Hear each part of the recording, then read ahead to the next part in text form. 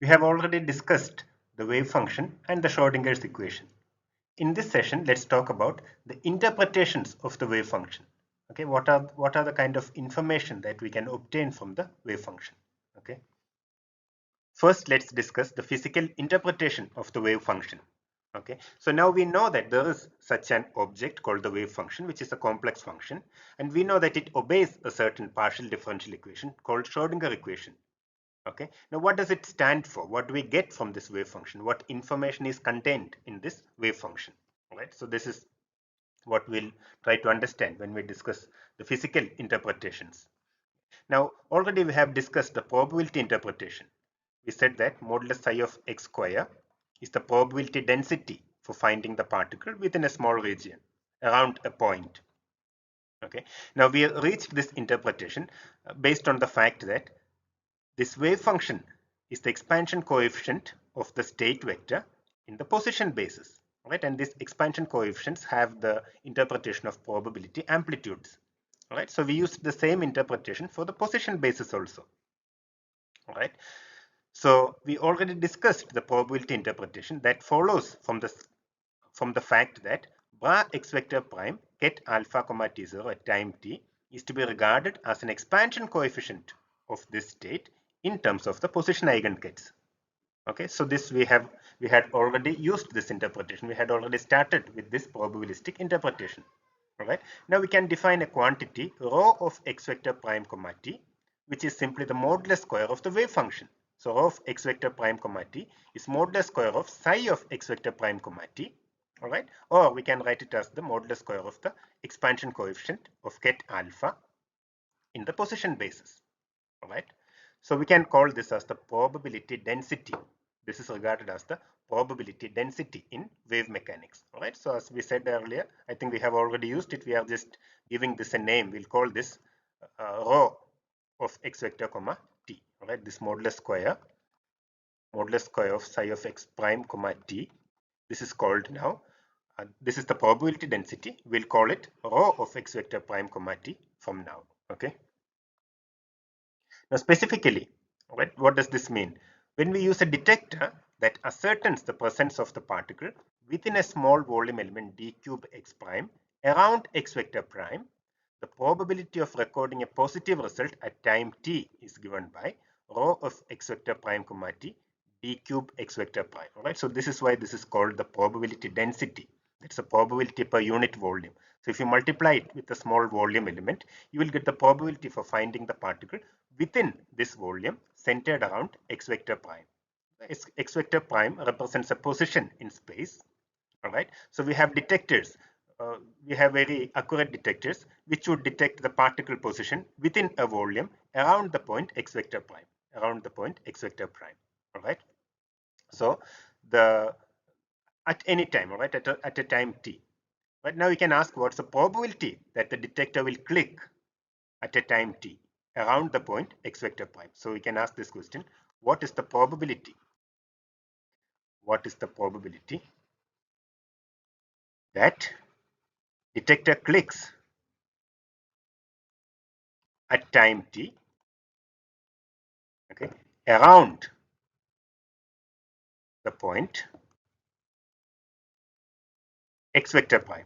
All right. So we can say it around the point x vector prime. We should say it as within a small volume element. All right. I think we should add that here, within a small volume element, okay, around the point x vector prime, right? And quantum mechanics says that this probability is rho of x vector prime comma t multiplied by d cube x prime. D cube x prime is the volume. So whatever remains here, we call the probability density. This entire thing, this rho multiplied by a small volume element is the probability. So this rho alone is the probability density or probability per unit volume. Okay. Now hereafter, we shall use x vector for x vector prime. So we don't have to follow this prime. Okay, we'll use x vector instead of x vector prime because the position operator will not appear. Right. So if you remember the notation that we were following, we used x vector prime for the eigenvalues and x vector for the operator.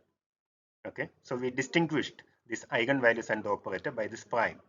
Now in this section we won't be talking about the operator, we'll only be talking about position the position eigenvalues.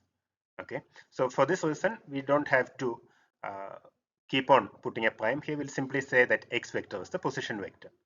All right, so whenever there's an operator, we'll again use the notation x vector and x vector prime. Okay, now we can show that the Schrodinger's time dependent wave equation admits a continuity equation of this form. Right, it's easy to derive, so let's try to do that. We start with the time dependent Schrodinger equation. IH bar partial derivative of psi with respect to time is equal to minus h bar square divided by 2m del square psi, right, plus v of x psi.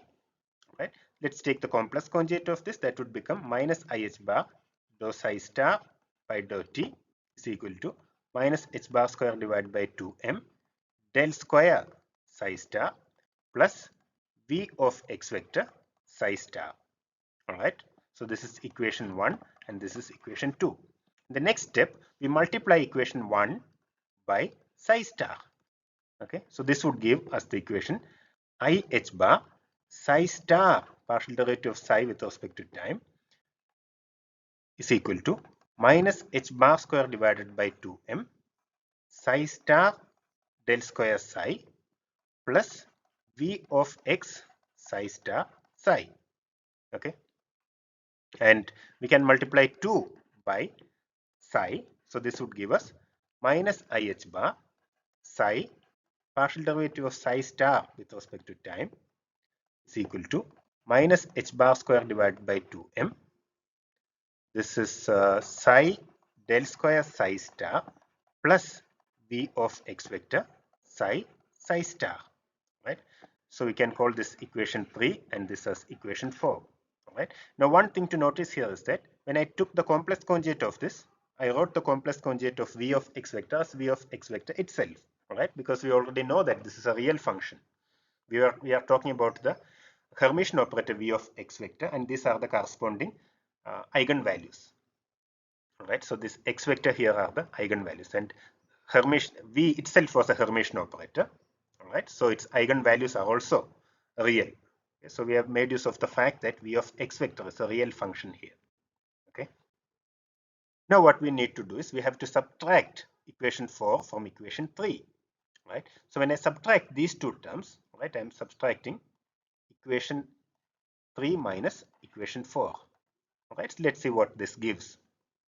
So here I've got this IH bar as common. I'll take it out and we are left with psi star partial derivative of psi with respect to time plus psi partial derivative of psi star with respect to time. Okay, that's the left hand side. This is equal to. On the right hand side we see that these two terms cancel.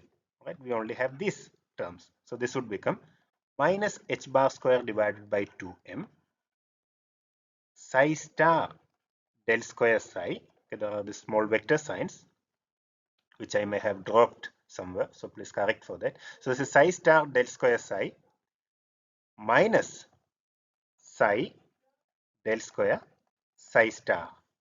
Okay, all right, so we have subtracted them. Now this is where we are at.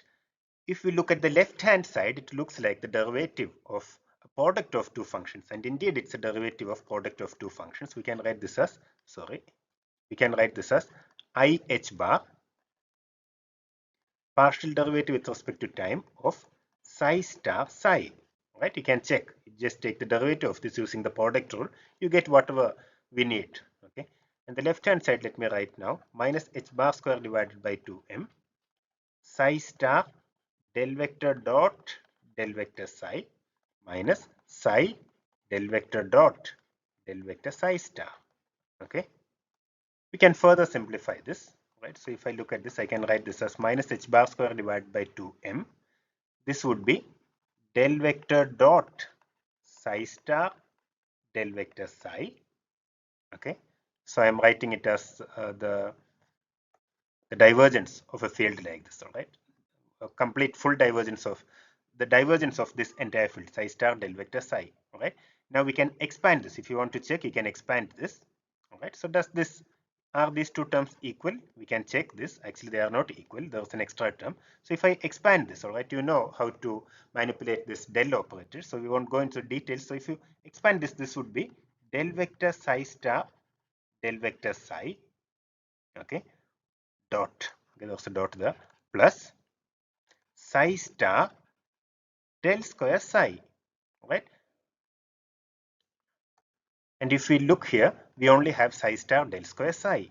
We don't have this term here. We only have psi star del square psi, right? So what we'll do is that we'll write this term or this term, right, as del dot psi star del vector psi minus this term, minus this term. So that would be minus del vector psi star dot del vector psi. Okay, that's fairly straightforward, right? You convince yourself that if I do this thing, I'll get exactly this term. All right, you can check this. The second term also can be written like this. So I'll write it like this, minus. This will now be written as, again following the same method, we'll write this as del vector dot psi del vector psi star, okay, minus del vector psi star dot del vector, actually I should write as del vector psi dot del vector psi star. Okay, I'm following the same thing that we said before. All right, now we see that these two terms are same, minus del psi star del psi. This is minus del psi star del psi del psi star. It's the same thing. Okay, this is a dot product of two vectors, so it doesn't matter in which order you take this dot product. Okay, and they have the same sign here, but we also have a minus sign here. All right, so it's this term minus this term, they cancel. So these two terms cancel and we are left with I h bar partial derivative with respect to time of psi star psi is equal to minus h bar square divided by 2m, and we have got del vector dot psi star del vector psi, okay, minus del vector dot psi del vector psi star. All right, now we see that there's this I h bar here. We can divide throughout by I h bar. We can divide throughout by I h bar, or we can multiply by minus I divided by h bar on both sides. Okay, so the left hand side would become partial derivative with respect to time of psi star psi is equal to, I'm multiplying by minus I divided by h bar, so that minus I will hit this minus one and we'll get plus I, so this would be plus I. H bar square divided by h bar is h bar, so I h bar divided by 2m. And we see that this operator is common to both these functions, so we can write both these vectors, so we can write this as del vector dot, okay, del vector dot psi star del vector psi minus psi del vector psi star. All right, this is what we have from the previous slide. Okay, partial derivative with respect to time of psi star psi is equal to I h bar divided by 2m del vector dot psi star del vector psi minus psi del vector psi star. All right, we can slightly modify it in this manner. Let me write it here. Okay, so we'll write this as the psi star psi we said is rho. All right, so let me write this as partial derivative with respect to rho, partial derivative of rho with respect to time, okay, is equal to, let me write this as del vector dot I h bar divided by 2m psi star del vector psi minus psi del vector psi star. Okay, I've just taken this I h bar divided by 2m into inside of this del operator. Okay, now whatever is inside is called as minus j vector, right? We'll define this as minus j vector. In other words, we'll write j vector is equal to minus I h bar divided by 2m psi star del vector psi minus psi del vector psi star. Okay, so this is minus j vector, and we get partial derivative of rho with respect to time is equal to minus del vector dot j vector, or if we bring it to this side, we have got partial derivative of rho with respect to time plus del vector dot j vector is equal to 0, right, which is the continuity equation we wanted to derive. Okay, so we got the continuity equation. Right, now let's look at this j vector. Right, this thing is a vector quantity. Let's look at this j vector. We defined j vector as negative of minus I h bar by 2m psi star del vector psi minus del psi star psi. Okay. Now we see here that the second term is actually a complex conjugate of the first term. All right. So let's go back to complex numbers. If you have something like a complex number, all right, z is equal to a plus ib. Okay, z minus z star would be a plus ib minus a minus ib.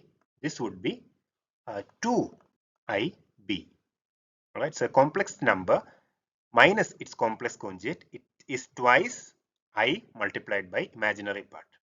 Okay, so what we have here can be written as twice I multiplied by the imaginary part of psi star del vector psi. All right, I'm just using it. All right, so the same result applies here.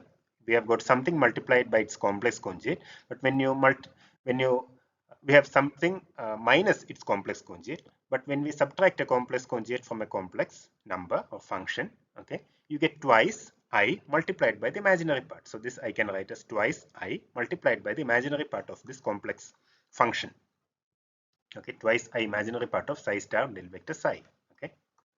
Now there's this minus IH bar by 2m here. So if I multiply, I can write j vector is equal to, there's minus IH bar divided by 2m here. So if I do carry out the multiplication, this becomes 2 gets cancelled. All right. Minus I multiplies with I to give 1. So you are left with h bar divided by m, imaginary part of psi star del vector psi. Okay. So we can write j vector of x vector comma t is equal to h bar divided by 2, h bar divided by m multiplied by imaginary part of psi star del vector psi. Okay. Now, of course, we assumed that the potential, right, the potential function was real, or the hermiticity of the V operator.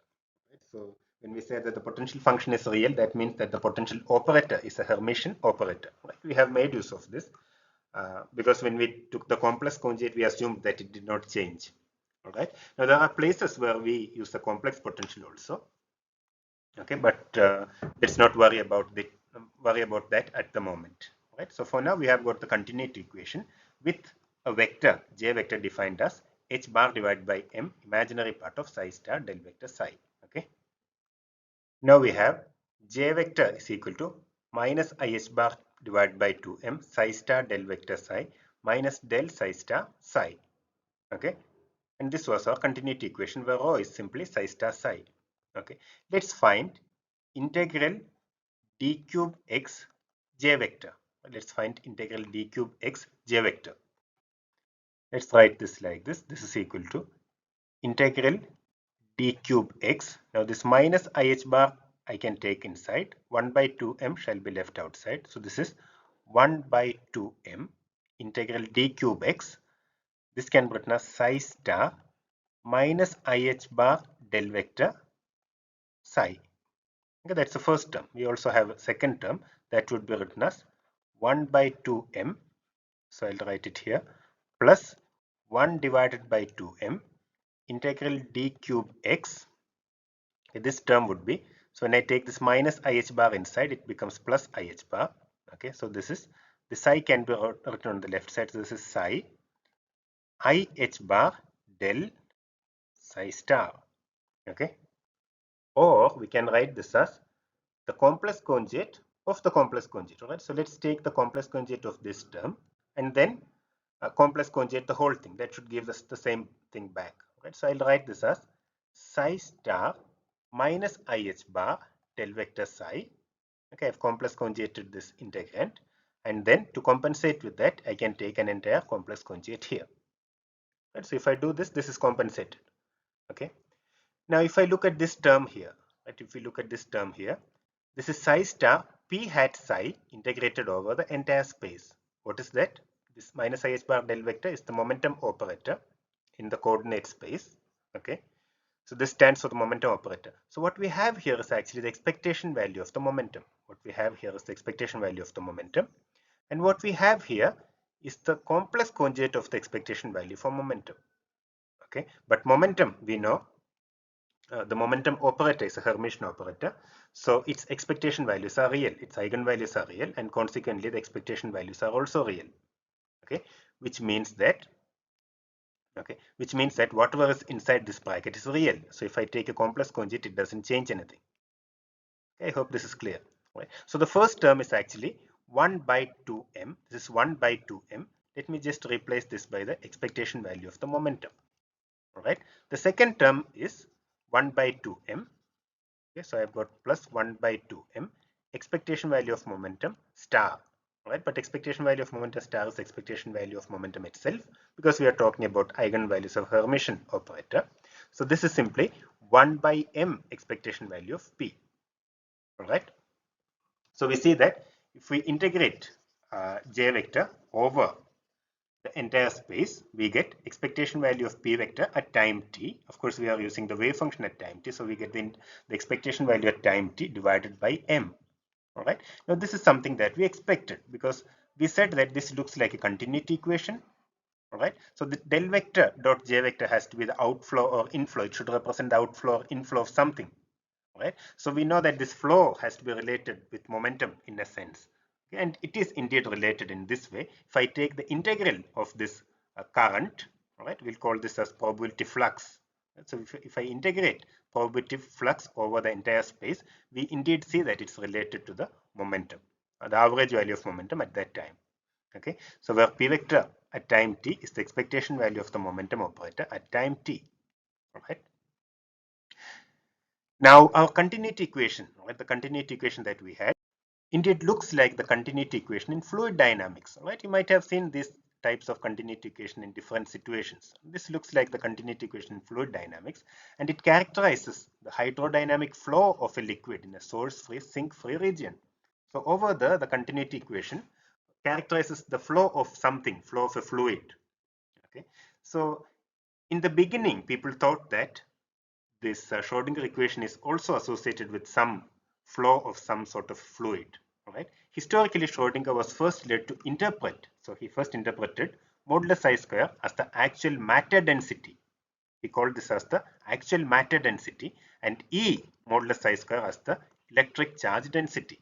Okay. So this was the first interpretation people were trying. So he imagined this each matter somehow spread out over the entire space, just like a fluid. And he tried, initially people tried to interpret this as the actual matter density rather than the probability density. Okay. But if we take that view, we immediately run into some problems. Okay. For example, so let's take the case of measurement, right? When we make a measurement, we don't see a matter distribution in any way, but we see a particle at a point. We see it localized when we make a measurement of the position, right? We see a localized particle. This would mean that before measurement, it spread out over a region of space, okay, with the matter density given by modulus of psi square. And after the measurement, immediately it shrinks to one point. All right. Now, this matter density, it could cover a large region of space, right? If you are thinking of modulus psi square as matter density, then this matter could be filling a large region of space. Okay, it could fill the entire space, for example. But when I make a measurement and I measure the electron at a point, that would mean that this matter, this entire continuous distribution of matter, has shrunk to one point. Right now, this is not a very it's not a very satisfactory explanation, right? Because we are saying that the matter is spread out over the entire space and immediately it shrinks to one point. And what about special theory of relativity, which says that the information cannot pass faster than light, etc. Right? So this runs into problems. Okay, so for example, here we say an atomic electron is to be regarded as a continuous distribution of matter according to this view, right? If mod psi square is the matter density, then you should think of the atomic electron as a continuous distribution of matter filling up a finite region of space around the nucleus. Yet, when a measurement is made to find the position, we always find that the electron is at some particular point. So how do we describe this? Then we would have to say that this continuous distribution of matter suddenly shrinks to a point-like particle with no spatial extension. So this is not particularly satisfactory. All right. It's slightly more satisfactory to take a statistical interpretation. So we say that modulus I square is the probability density. And this was given by Max Born. And indeed, this is the interpretation that we use now. All right. Actually, this interpretation also has certain problems, okay, as Einstein famously noted many times. All right. So this would mean that before measurement, right, before measurement, we have got a probability distribution. So we say that psi is the probability amplitude. This means that corresponding to every point in space, this wave function attaches a complex number, right? And this complex number is the probability amplitude. Okay, so we see that this probability wave, so to speak, this is a probability wave now, not a matter wave. In a sense, it's a probability amplitude wave, to be very precise, and these amplitudes are complex functions, etc. So it gets more complicated. But if you imagine this, all right, there's this probability wave that spreads over the entire space. But when you make a measurement at a particular point, immediately we know that the particle is at a particular point, and then the probability has to be zero everywhere else. Right? The wave should disappear from everywhere else. The probability wave should disappear from everywhere else. Okay, because we have measured the particle at a particular point. Now the probability is 1 here and it's 0 everywhere else. It's 0 everywhere else in the entire space. Now again, how does this happen? How does this happen? Right? When I make a measurement at this point, how does the probability that everywhere else in the space instantaneously go to 0? The problem is that these probabilities have to go to 0 instantaneously. Right? Let's say that it takes 0.2 seconds for the probabilities to go to 0 at a faraway region. That means that within this 0.2 second, there would be a small probability of measuring the particle elsewhere. And then we would be measuring the same particle at different locations. Right? But this does not happen. If you measure a single particle, we always measure it at one single location. One single location. This means that when we make a measurement, the probability at the point of measurement has to become 1 and everywhere else the probability should instantly go to 0. Right? Now this is also problematic, but this is the view that we use nowadays. All right.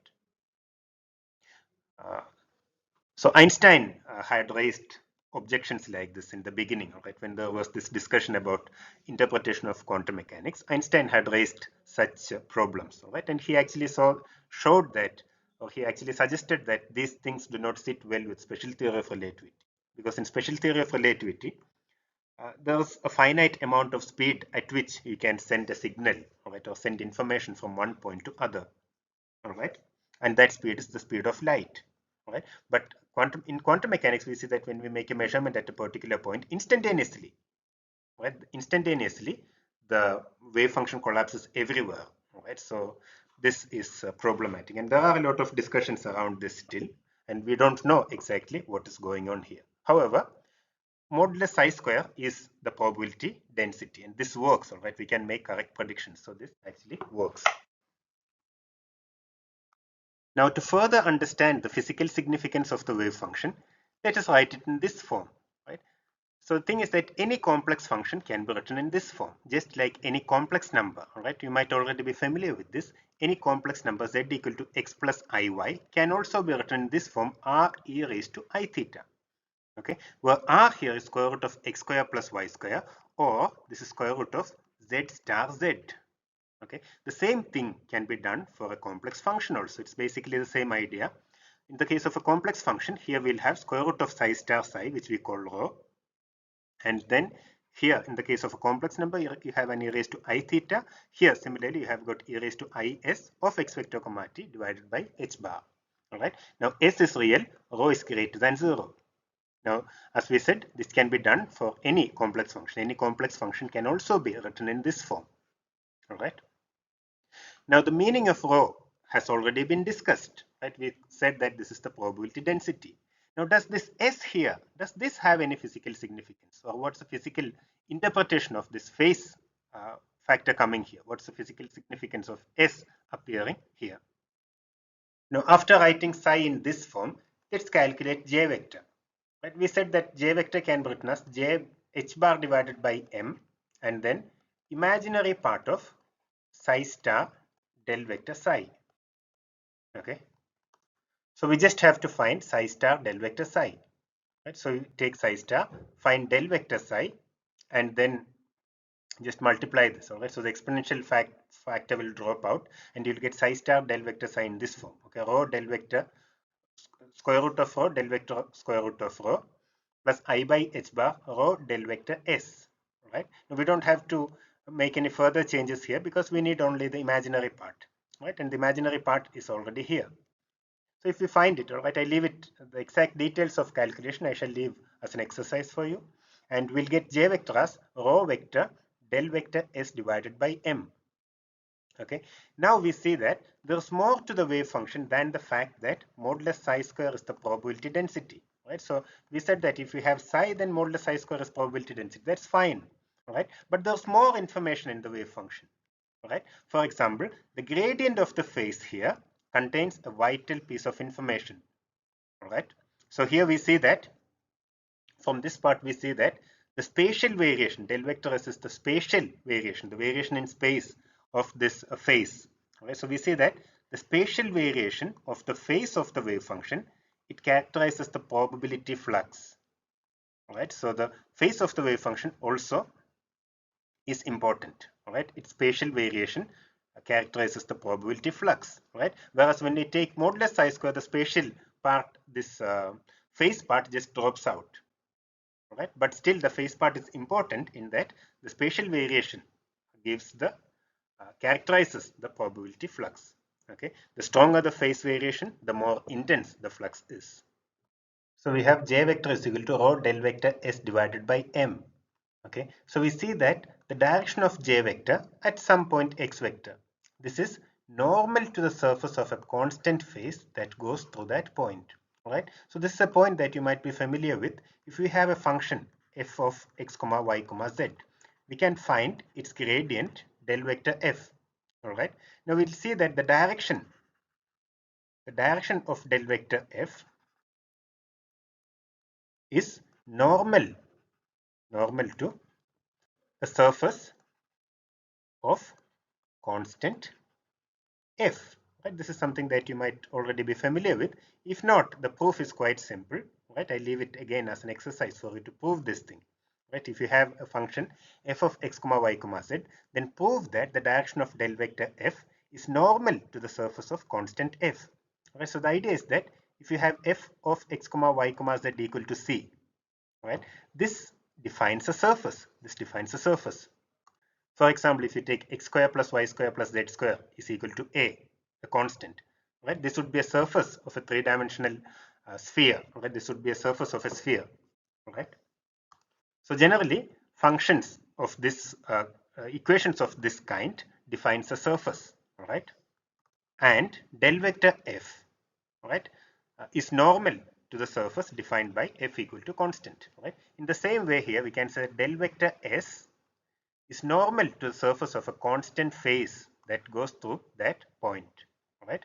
Now we can look at the example of a plane wave. The plane wave is a momentum eigenfunction. All right. Here we have also included the time dependence. All right. So we see that we have seen that psi of x vector comma t is proportional to this exponential ip dot x by h bar minus iet by h bar. Right. So here we have got the phase factor, the coefficient of this I. Right, if you take del vector s, right, so this is our s. If we take del vector s, we simply get p vector. So del vector s is equal to p vector in this case. So here you can think of this s, constant s, as defining a surface like this, like a wave front, and del vector s would have this direction, and this direction is the direction of the momentum, right? And del vector s is indeed the momentum vector, right? I think similar analysis you might have studied in classical mechanics when you talked about. I think in classical mechanics you might have seen this.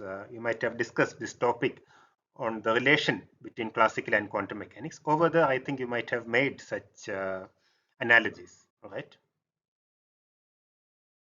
All right. So we have got del vector s is equal to p vector. All right. So this means that perhaps we can define del vector s divided by m as some sort of velocity. That would be p vector by m. Maybe we can define it as some sort of velocity. All right. Now, if we do this, we can write j vector simply as rho multiplied by v vector, because we had j vector is equal to rho del vector s divided by m. All right. This, if del vector s is taken as some sort of velocity, then we can write j is equal to rho multiplied by the velocity vector that we define now.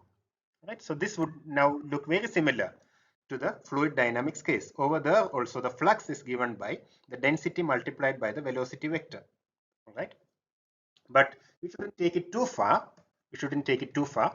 A literal interpretation of j vector as rho times the velocity defined at every point in space is actually misleading. This is because a simultaneous precision measurement of position and velocity would necessarily violate the uncertainty principle. All right. So if we have a vector field, all right, so j vector is a vector field, so we'll have a vector at every point in space.